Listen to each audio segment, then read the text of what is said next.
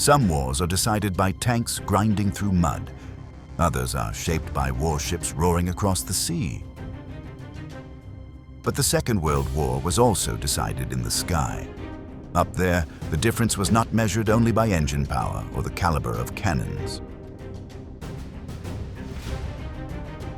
It was defined by the ingenuity of designers, the audacity of pilots, and the determination of entire nations to resist or to conquer. Germany relied on versatile fighters and bombers designed to break cities and crush resistance.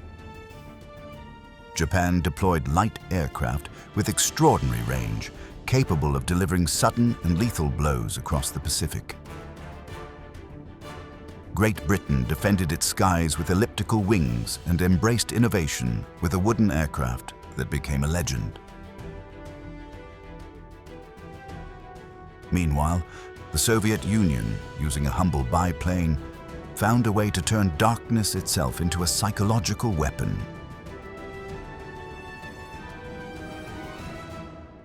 These were the aircraft that, with different shapes and opposing destinies, changed the course of the Second World War.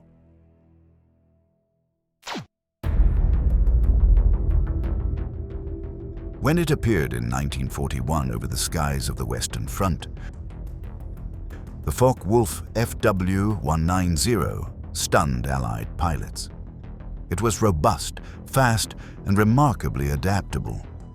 It could serve as an interceptor, a fighter bomber, or a ground attack aircraft with equal effectiveness. Its fuselage, wider than that of the Messerschmitt Bf 109, gave it an intimidating presence. At its heart roared the BMW 801 radial engine, delivering raw power and impressive acceleration.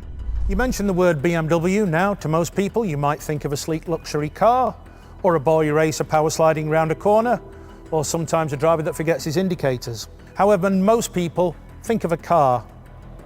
They don't think of something of an engine of 1,800 horsepower powering one of the deadliest fighters of the Second World War. German pilots nicknamed it Würger, after a predatory bird, for the way it trapped and shredded its prey in combat. On the Eastern Front, it became a nightmare for Soviet armor, carrying bombs and rockets in low-level attack runs. In the West, even under overwhelming Allied air superiority, FW-19 still managed to deliver painful blows against enemy airfields, bombers, and supply convoys. The Focke-Wulf 190 first entered service in late 1941, first flying on the Western Front against the Royal Air Force. When the famous ace Johnny Johnson returned from his aerial battle, first encountering the Focke-Wulf 190, he was amazed at the performance of the new rugged aeroplane that no one had seen before. Its versatility turned it into the true Swiss Army knife of the Luftwaffe. It could cover multiple roles at a time when Germany was already fighting with dwindling resources and under constant pressure. Even then, it could still stand shoulder to shoulder with the great Allied designs. In 1941, the contemporary Spitfire was a Mark V. A Spitfire Mark V was in trouble against the Focke-Wulf 190. A Focke-Wulf could outclimb it, outroll it, initially outdive it, but it couldn't outturn it. A Mark V Spitfire could just outturn the Focke-Wulf and from a very, very high altitude eventually outdive it. But in an initial dogfight, it was outclassed in most respects. With more than 20,000 units produced, the FW-190 proved that German engineering could still deliver an aircraft capable of matching and at times surpassing its rivals. It was the last great roar of the Luftwaffe before the tide of war began to drag its wings under.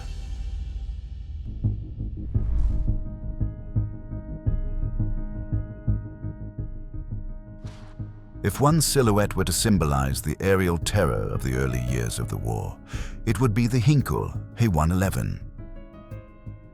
Its greenhouse-style glazed cockpit revealed the face of modern warfare, the ability to rain destruction from the sky onto factories, cities, and moving troops.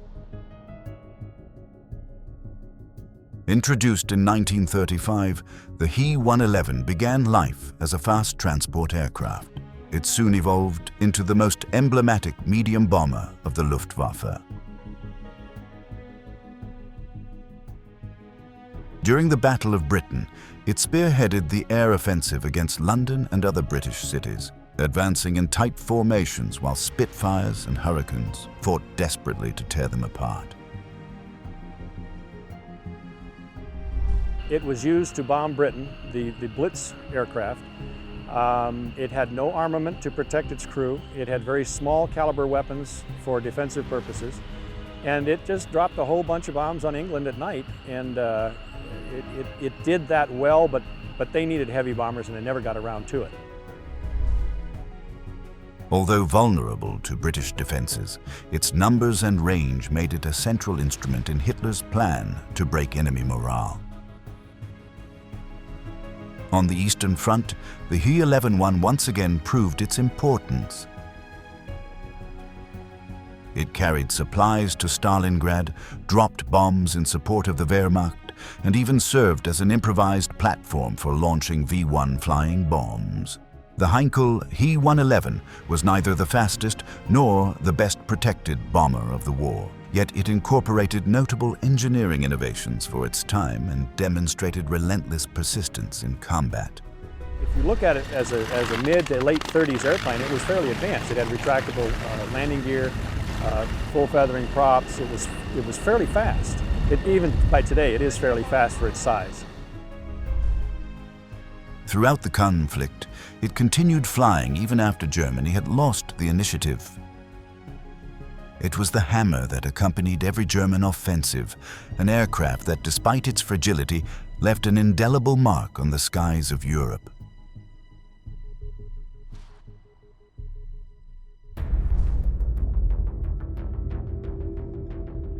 When the Japanese Empire attacked Pearl Harbor in December 1941, the world came face to face with the Mitsubishi A6M0. Light, agile, and possessing an extraordinary range of more than 3,000 kilometers, it seemed like a ghost in the air. It appeared where no one expected it, and in close-range dogfights, it turned with a maneuverability no American fighter could match in those early years. The reputation of the Zero fighter preceded it. Even before the US had entered the Second World War, intelligence had reached them. Rumors of a near-invincible fighter aircraft that had achieved a kill ratio of 12-1 against the Chinese in 1940.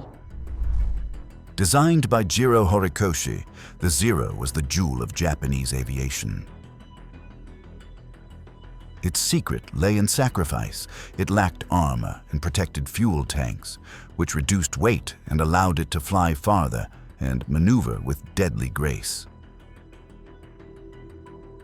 During the opening campaigns in the Philippines, Malaya, and the Dutch East Indies, Zeros dominated the skies and enabled Japan's rapid expansion across the Pacific. The Zero fighter, a source of terror to British and American pilots who knew that their aircraft were completely outclassed. The Zero was an aircraft that Allied intelligence had heard about before the war, but they didn't believe it could be built. It flew faster than the Spitfire or the Messerschmitt. It had high altitude, it had a range of 1,900 miles. It could land on a postage stamp on an aircraft carrier. So this was the dominant aircraft of the first half of the war. But the very lightness that gave it its early advantage would also become its downfall. Against tougher, more powerful fighters introduced by the United States from 1943 onward, such as the Hellcat and the Corsair, the Zero began to fall behind. Still, its role did not end. It was transformed into a weapon of desperation, the kamikaze. On May 11, 1945, two Zeros loaded with 500-kilogram bombs struck the aircraft carrier USS Bunker Hill off Okinawa, killing more than 400 sailors and putting the ship out of action. In essence, the Zero reflected Imperial Japan itself, brilliant and audacious, yet doomed to pay an unbearable price for its own fragility.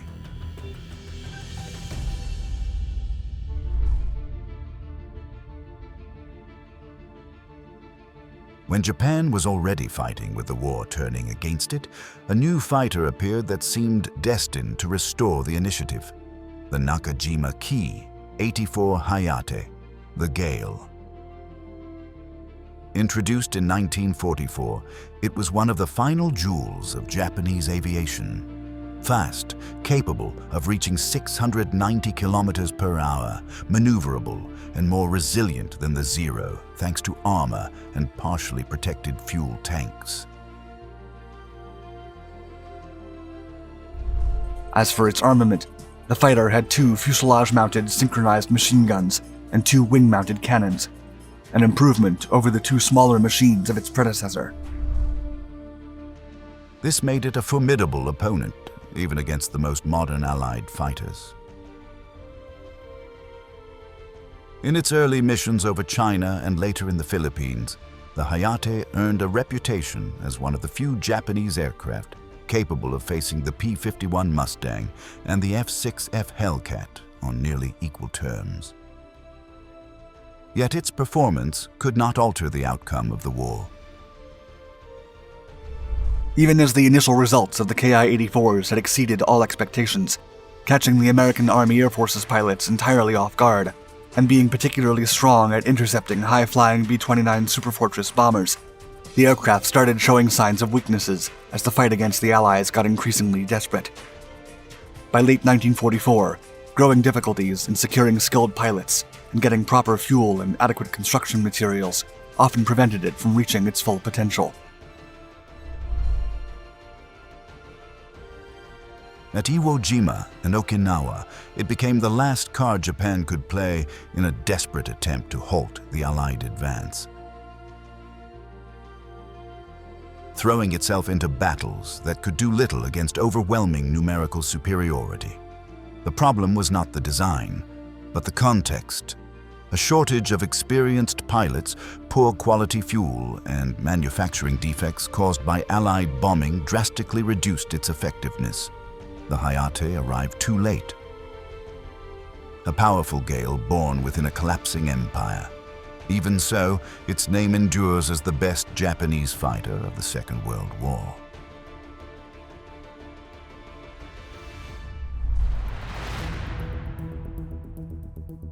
In the summer of 1940, the fate of an island depended on a handful of fighters that faced the Luftwaffe day after day. Among them shone the supermarine Spitfire, the aircraft that became a symbol of British resistance. With its elliptical wings and refined aerodynamic design, it was agile, fast, and, when flown by RAF pilots, capable of matching the Messerschmitt Bf-109 blow for blow. Its rapid climb rate and elegant turning ability made it a machine built for close combat.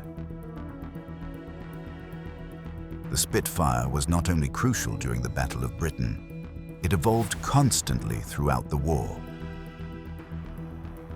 New Rolls-Royce Merlin and Griffon engines pushed its top speed beyond 700 kilometers per hour. In the design of the Spitfire, which is a real beautiful thing to fly, the first Spitfire I flew at Dunkirk was, I think, 1,000 horsepower, or maybe 1,002.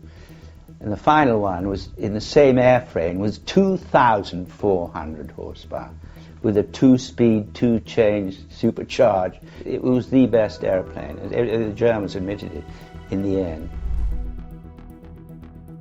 These improvements allowed the aircraft to adapt to multiple roles. It served as a bomber interceptor, a fighter bomber over Normandy, an escort for heavy bombers across Europe, and a photo reconnaissance aircraft over occupied territory. In North Africa and Burma, under extreme heat and humidity, it kept flying and winning fights. Thousands of units were produced in numerous variants. Its legend went far beyond technical performance. It represented a nation's ability to stand alone at its darkest hour. Between 1937 and 1947, Spitfires came out in their thousands, over 20,000 of them. Obviously, war is a terrible thing, but one thing it does bring is lightning-quick development between the combatants involved. Winston Churchill summarized it best. Never in the field of human conflict was so much owed by so many to so few. The pilots were the heroes, but the Spitfire was the wing that held Britain aloft. A guardian that defended not only the sky, but a way of life and the hope of an entire continent.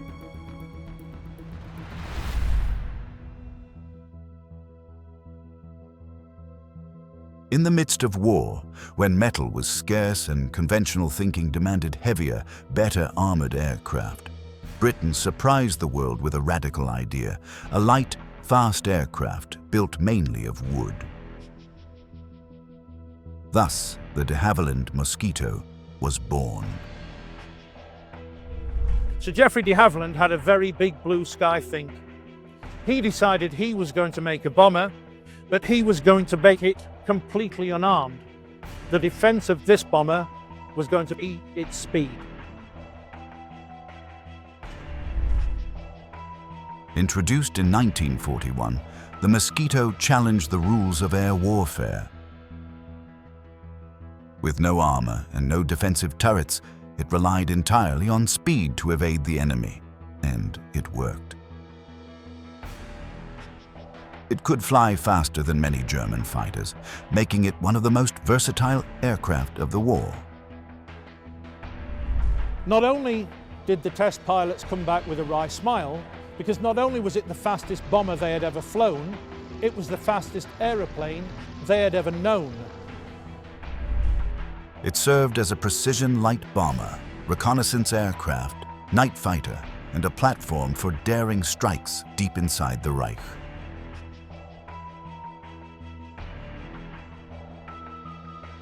One of its most famous missions was the 1944 attack on the Amiens prison, where its bombs breached the walls to free members of the French resistance. It also proved decisive in strategic reconnaissance, flying high and fast to deliver vital photographs used to plan operations such as D-Day.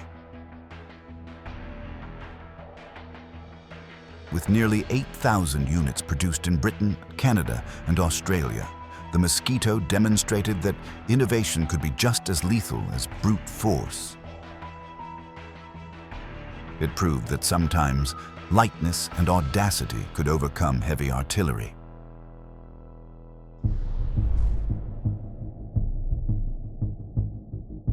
En apariencia, el Polikarpov PO-2 era un anacronismo en plena era de cazas modernos.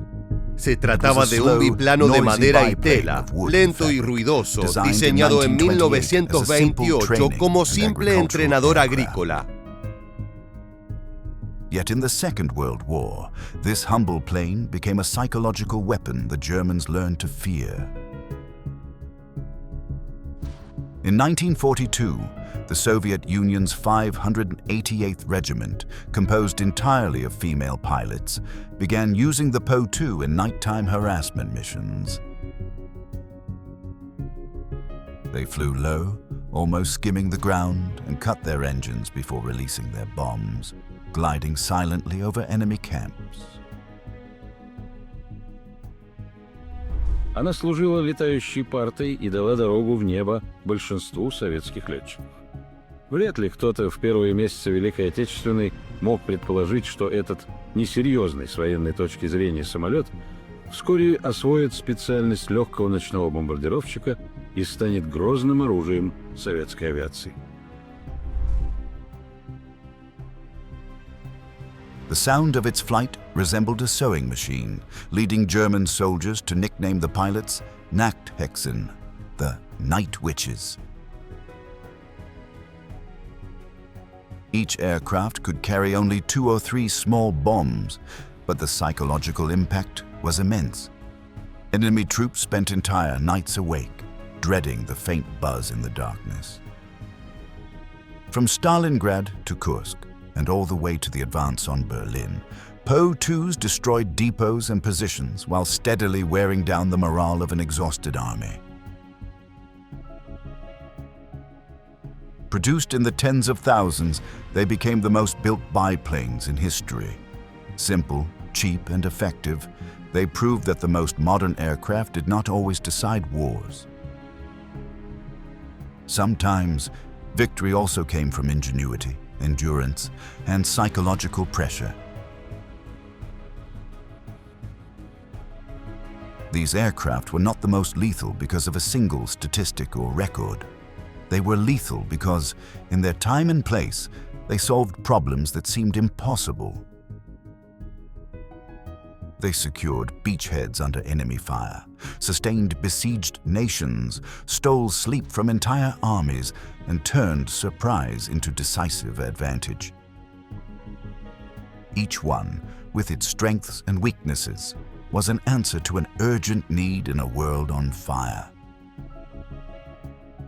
If the Second World War was a struggle for tomorrow, the sky was its chessboard, and each of these aircraft was a decisive move. Up there, among the clouds, a vital part of the conflict that defined the 20th century was fought. This brings us to the end. If you enjoyed the video, we look forward to seeing you in our next episode as we continue exploring military history.